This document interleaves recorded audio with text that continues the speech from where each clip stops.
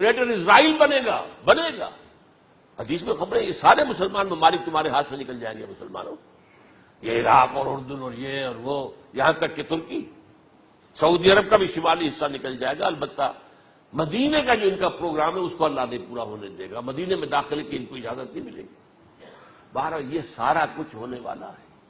وہ وقت بھی آنے والا ہے کہ حضور کی ایک حدیث کے مطابق ایک شخص کے 1000 بیٹے ہوں گے تو 999 ختم ہو جائے گی، ایک بچے گا.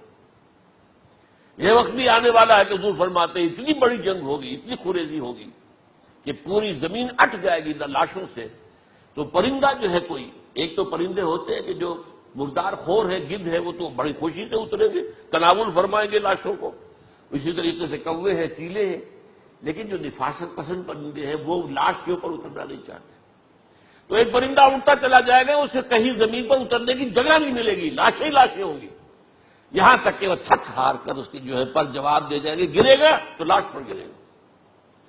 یہ وقت آنے والا، اور یہ یہودیوں کے ہاتھوں، یا یہودیوں کے جو سپورٹرز ہیں اس وقت، جو ان کے ہاتھ میں آلہ کار ہیں، ان کے ہاتھوں آنا ہے.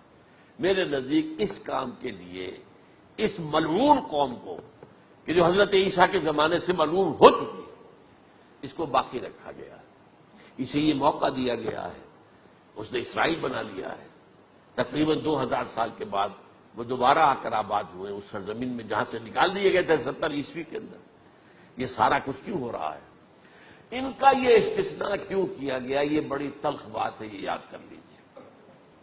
کیونکہ یا تو قوم اسی وقت ہلاک کر دی جاتی، جیسا کہ ہوا قوم نوح، قوم ہود، قوم عاد، قوم سمود، قوم شعیب. یہ ہوا کہ نہیں ہوا؟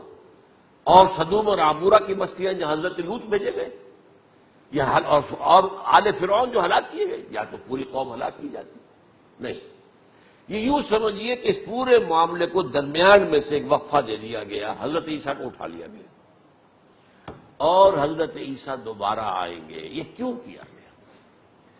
اب اس میں بڑی تلخ بات آپ سے کہہ رہا ہوں، یہ آپ کے لیے قبول کرنا آسان نہیں، حلق سے نیچے اٹھنے کی مشکل سے. اس قوم کو زندہ رکھا گیا ہے جو ملعون اور مغضوب علیہم قوم ہے. سب سورہ فاتحہ میں مفسرین لکھتے ہیں ضالین یہ نصارہ ہے، اور مغضوب علیہم یہ یہودی ہیں. اور قرآن کہتا ہے لعن الذین کفروا من اہل الکتاب علی لسان داؤد عیسی ابن مریم، لعنت کی گئی. ایک ملعون اور مغضوب قوم کے ہاتھوں آخری امت محمد، اور اس کا بھی بہترین حصہ، اس پر عذاب ان کے ہاتھوں آئے گا. عربوں پر عذاب یہودیوں کے ہاتھوں، اس لیے ان کو بچایا گیا. یہ میں نے کئی دفعہ واقعہ سنایا، مولانا اسلائی صاحب بتایا کرتے تھے، کیونکہ وہ راجپوت تھے، یو پی کے راجپوت مشرقی حصے کے. کہ ہمارے ہاں کوئی نوجوان اگر کوئی بڑی گری ہوئی حرکت کرتا تھا تو اس کے سر پر چمار کے ذریعے، چمار کے ہاتھوں جوتا لگایا جاتا تھا. اگر راجپوت کے سر پر راجپوت کا جوتا گرا تو چلو تکلیف تو ہوئی، لیکن یہ کہ راجپوت کا جوتا گرا ہے نا، پڑا ہے. لیکن راجپوت کے سر پر چمار کا جوتا، جس کو آپ انگریزی میں کہتے ہیں to add insult to injury, تو تکلیف بھی ہے جوتا کھانے کی، اور انسلٹ ہے کہ چمار مار رہا ہے. یہ امت سب سے خیر امت ہے، کنتم خیر امت اخرجت للناس. اس کے لیے عذاب بھی بدترین آئے گا. اور کن پر آئے گا؟ اس امت کا جو اصل نیوکلیس ہے عرب، جس کے بارے میں حضور کی حدیث موجود ہے ویل للعرب، عرب کے لیے بہت بڑی ہلاکت.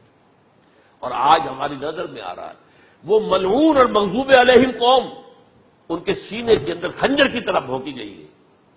اور 30 کروڑ کے قریب عرب بے حمیتی، بے غیرتی، بزدلی، کمزوری، ذلت، مسکنت کی مثال بنے ہوئے. کوئی بول سکتا ہے اس اسرائیل کے خلاف؟ کوئی بول سکتا ہے؟ 30-35 لاکھ آدمی ہے اسرائیل کے اندر یہودی، اس سے زیادہ تو امریکہ میں 50 لاکھ کے قریب. کل 1.25 کروڑ آدمی ہے یہ یہودی پوری دنیا کے اندر. لیکن دیکھیے جو چاہتا کرتا ہے.